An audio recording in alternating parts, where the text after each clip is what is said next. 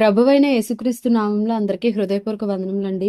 కీర్తనల గ్రంథము 73వ అధ్యాయము. ఇశ్రాయేలు ఎడల శుద్ధ హృదయుల ఎడల నిశ్చయముగా దేవుడు దయాళుడై ఉన్నాడు.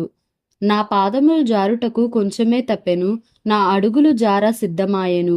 భక్తిహీనుల క్షేమము నా కంటబడినప్పుడు గర్వించు వారిని బట్టి నేను మత్సరపడితిని. మరణమందు వారికి యాతనలు లేవు, వారు పుష్టిగానున్నారు. ఇతరులకు కలుగు ఇబ్బందులు వారికి కలుగవు, ఇతరులకు పుట్టినట్లు వారికి తెగులు పుట్టదు. కావున గర్వము కంఠహారము వలె వారిని చుట్టుకొనుచున్నది, వస్త్రము వలె వారు బలాత్కారము ధరించుకొందురు. క్రొవ్వు చేత వారి కన్నులు మెరకలై ఉన్నవి, వారి హృదయాలోచనలు బయటికి కానవచ్చుచున్నవి. ఎగతాళి చేయుచు బలాత్కారము చేత జరుగు కీడును గూర్చి వారు మాటలాడుదురు, గర్వముగా మాటలాడుదురు. ఆకాశము తట్టు వారు ముఖము ఎత్తుదురు, వారి నాలుక భూ సంచారము చేయును. వారి జనము వారి పక్షము చేరును, వారు జలపానము సమృద్ధిగా చేయుదురు. దేవుడు ఎట్లు తెలుసుకొనును? మహోన్నతునికి తెలివియున్నదా అని వారు అనుకొందురు. ఇదిగో ఇట్టివారు భక్తిహీనులు, వీరు ఎల్లప్పుడూ నిశ్చింత గలవారై ధనవృద్ధి చేసి కొందురు. నా హృదయమును నేను శుద్ధి చేసుకొని యుండుట వ్యర్థమే, నా చేతులు కడుగుకొని నిర్మలుడనై యుండుట వ్యర్థమే. దినమంతయు నాకు బాధ కలుగుచున్నది, ప్రతి ఉదయమున నాకు శిక్ష వచ్చుచున్నది. ఇలాగు ముచ్చటింతునని నేను అనుకునిన ఎడల నేను నీ కుమారుల వంశమును మోసపుచ్చిన వాడనగుదును. అయినను దీనిని తెలిసి కొనవలెనని ఆలోచించినప్పుడు నేను దేవుని పరిశుద్ధ స్థలములోనికి పోయి వారి అంతమును గూర్చి ధ్యానించు వరకు ఆ సంగతి నాకు ఆయాసకరముగా ఉండెను. నిశ్చయముగా నీవు వారిని కాలు జారు చోటనే ఉంచియున్నావు, వారు నశించునట్లు వారిని పడవేయుచున్నావు. క్షణమాత్రములోనే వారు పాడైపోవుదురు, మహాభయము చేత వారు కడముట్ట నశించుదురు. మేలుకొనిన వాడు తాను కన్న కల మరచిపోవునట్లు ప్రభువా, నీవు మేలుకొని వారి బ్రతుకును తృణీకరింతువు. నా హృదయము మత్సరపడెను, నా అంతరింద్రియములలో నేను వ్యాకుల పడితిని.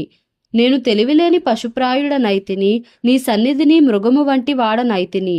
అయినను నేను ఎల్లప్పుడూ నీ యొద్దనున్నాను, నా కుడి చెయ్యి నీవు పట్టుకొని ఉన్నావు.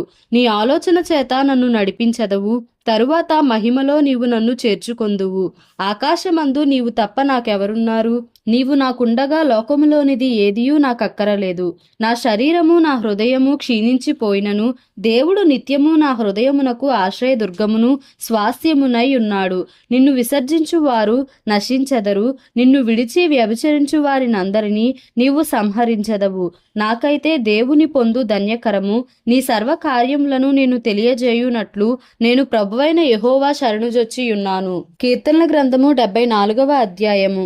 దేవా, నీవు నిత్యము మమ్మను విడనాడితివేమి? నీవు మేపు గొర్రెల మీద నీ కోపము పొగరాజుచున్నదేమి? నీ స్వాస్య గోత్రమును నీవు పూర్వము సంపాదించుకొని విమోచించిన నీ సమాజమును జ్ఞాపకమునకు తెచ్చుకొనుము. నీవు నివసించు ఈ సియోను పర్వతమును జ్ఞాపకమునకు తెచ్చుకొనుము.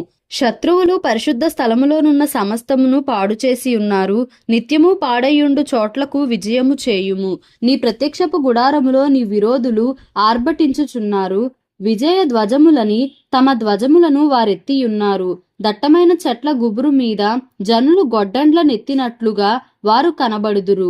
ఇప్పుడే వారు గొడ్డళ్లను సమ్మెటలను చేత పట్టుకొని దాని విచిత్రమైన పనిని బొత్తిగా విరుగగొట్టుదురు.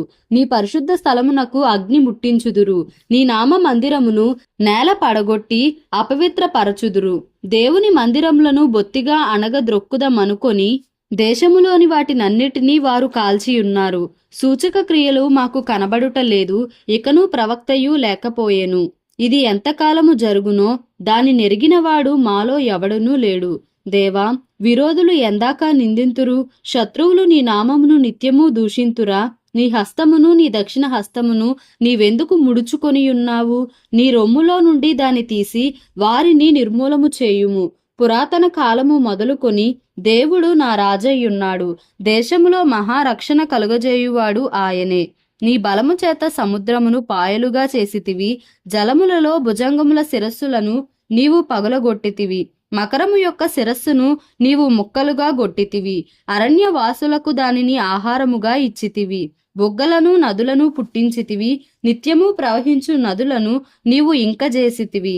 పగలు నీదే, రాత్రి నీదే, సూర్య చంద్రులను నీవే నిర్మించితివి. భూమికి సరిహద్దులను నియమించిన వాడవు నీవే, వేసవి కాలము చలికాలము నీవే కలుగజేసితివి. యెహోవా, శత్రువులు నిన్ను దూషణ చేయుటను, అవివేక ప్రజలు నీ నామమును దూషించుటను మనస్సునకు తెచ్చుకొనుము. దుష్టమృగమునకు నీ గువ్వ యొక్క ప్రాణమును అప్పగింపకుము. శ్రమనందు నీ వారిని నిత్యము మరువకుము. లోకములోనున్న చీకటి గల చోటులు బలాత్కారుల నివాసములతో నిండియున్నవి. కాగా నిబంధనను జ్ఞాపకము చేసుకొనుము. నలిగిన వానిని అవమానముతో వెనుకకు మరలనీయకుము. శ్రమనందు వారును దరిద్రులను నీ నామము సన్నుతించుదురుగాక. దేవా, లెమ్ము, నీ వ్యాజ్యము నడుపుము. అవివేకులు దినమెల్లా నిన్ను నిందించు సంగతి జ్ఞాపకము చేసుకొనుము. నీ మీదికి లేచువారి అల్లరి నిత్యము బయలుదేరుచున్నది. నీ విరోధులు చేయు గల్లత్తును మరువకుము. కీర్తనల గ్రంథము 75వ అధ్యాయము. దేవా, మేము నీకు కృతజ్ఞతాస్తుతులు చెల్లించుచున్నాము. నీవు సమీపముగా నున్నావని కృతజ్ఞతాస్తుతులు చెల్లించుచున్నాము. నరులు నీ ఆశ్చర్య కార్యములను వివరించుదురు. నేను యుక్త కాలమును కనిపెట్టుచున్నాను. నేనే న్యాయమును బట్టి తీర్పు తీర్చుచున్నాను. భూమియు దాని నివాసులందరూ లయమగునప్పుడు నేనే దాని స్తంభములను నిలుపుదును. అహంకారులై ఉండకుడని అహంకారులకు నేను ఆజ్ఞ ఇచ్చుచున్నాను. కొమ్ము ఎత్తకుడి, ఎత్తుగా కొమ్ము ఎత్తకుడి, పొగరు పట్టిన మాటలాడకుడి అని భక్తిహీనులకు నేను ఆజ్ఞ ఇచ్చుచున్నాను. తూర్పు నుండి అయినను పడమటి నుండి అయినను అరణ్యము నుండి అయినను హెచ్చు కలుగదు. దేవుడే తీర్పు తీర్చువాడు. ఆయన ఒకని తగ్గించును, ఒకని హెచ్చించును. యెహోవా చేతిలో ఒక పాత్రయున్నది, అందులోని ద్రాక్షారసము పొంగుచున్నది. అది సంభారముతో నిండియున్నది. ఆయన దానిలోనిది పోయుచున్నాడు. భూమి మీదనున్న భక్తిహీనులందరూ మడ్డితో కూడా దానిని పీల్చి మృంగివేయవలెను. నేనైతే నిత్యము ఆయన స్తుతిని ప్రచురము చేయుదును. యాకోబు దేవుని నేను నిత్యము కీర్తించెదను. భక్తిహీనుల కొమ్ములనన్నిటినీ నేను విరుగగొట్టెదను. నీతిమంతుల కొమ్ములు హెచ్చింపబడును. దేవుడి పరిశుద్ధ వాక్యంను మన వినికిడిలో దీవించి ఆశీర్వదించునుగాక. Amen. Please like, share and subscribe for more videos.